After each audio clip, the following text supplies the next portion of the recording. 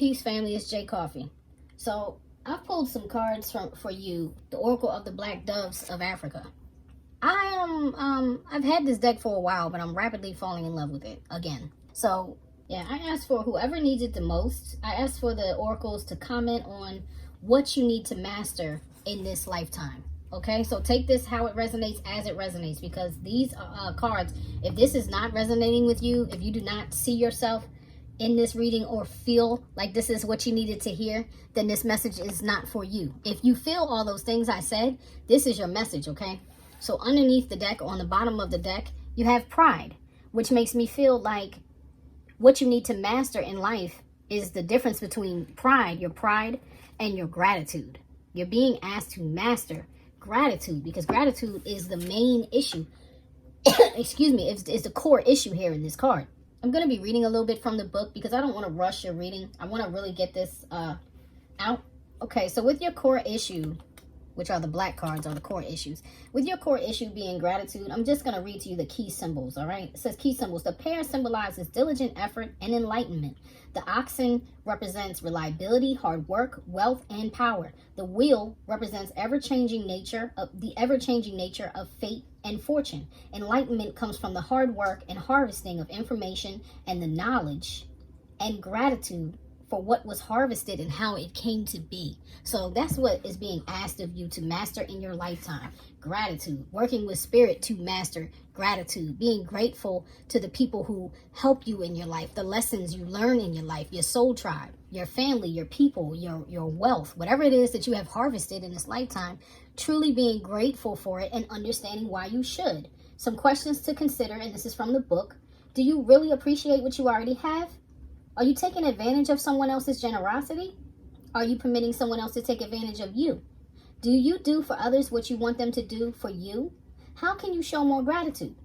Are you mindful or ungrateful, indifferent, or apathetic speech behavior that may be aggravating the problem? Do you feel you are entitled to more just because and not because you earned it? If the answer to any of those questions is a yes, like you feel entitled, or you could show more gratitude, or you could do more for others, or, appreciating what you already have. Are your words agitating the state that you're in? I can give you an example. Let's say you feel unappreciated in your relationship, right? Just because you feel unappreciated in your relationship doesn't mean you should throw the relationship away. And are the words you say as a result of feeling that way agitating the situation more, right? So if you feel like you're being taken advantage of, are you projecting that feeling onto your partner? Like, well, you don't do this for me. You don't take me out. You don't talk to me enough. You don't talk to me anymore. What have you done for me lately? You never, you always. All those things agitate a situation. They're not helping, and they're not showing gratitude, because you should be able to have a conversation with an adult, your partner, in love, to help them grow. Even if you express the things that bother you, you can do it without judging or convicting that person. And don't get me wrong, family, I'm not talking to you as if I'm not guilty of those same things. I am, and that's why I can share this moment with you and say I have to ask myself these same things. And a lot of times when the questions are yes to those, I'm agitating the situation more. This is what I do to change my energy. I express gratitude, and from the heart, not just by word, from the depth of my being. You get what I'm saying? So that's the core issue. Let's take a look at the projection. All right, family. So the projection, in the projection position, you got the mirror, speculo, or the mirror. The projection is basically the mask you wear, or like the excuses or the reasonings that you tell yourself. So this is what's showing up for you. How one lives is their only face. I think that's pretty profound. Okay, the symbols. The mirror represents self-knowledge and physical and spiritual reflection. The religio or mythological associations with this card are Het-Heru, Hathor. Het-Heru was the ancient Cometian goddess of beauty and love. She was also considered the patroness of astrology. More temples were built in her honor than for any other goddess. Women primarily danced in her honor, but some men did as well. I just want to throw in there one more excerpt from this book. Okay, so I'm going to read the divinatory Meaning, if you get speculo mirror in a card, it is highly unlikely that you have clear awareness of how your words or actions have created the circumstances you are now experiencing, for better or for worse. If you continue along this course, you may end up placing blame on someone or something else and not giving yourself the credit that may be due if you have been in some way rewarded. See what I'm saying? So like if through your pride, you know, you're getting your money, or, you know, blessings are coming down to you and you feel like, see, I'm doing everything right. And if it's not happening for your person, or I don't know, this could be anybody, your parent, your sibling, whatever it is. And you're like, look what's happening to them. They're getting, you know, karma, lessons, or dogged out while I'm getting blessings, dharma, and reward. That's missing the mark. That's still pride and arrogance, and that's still not gratitude, right? Because we all get our lessons. We all get our comeuppings. We all have to go through things to learn. We are here to learn, nothing more, nothing less. And if every time something is happening, if instead of expressing gratitude, you're looking at yourself in a mirror in a prideful way, you're measuring yourself on your own scale that's kind of unbalanced, if there's a lack of accountability, right? If there's a lack of you saying when something goes wrong, what part did I play in this? What was my role in this? Then you're missing it, period. You get what I'm saying? Like if all you do is blame the other person for what happened with no accountability for you, because there's always some part you play, even if that is in thought only. I'm not calling you a sinner. I'm calling you a human being. I'm saying that this is what happens, okay? So let me rewind.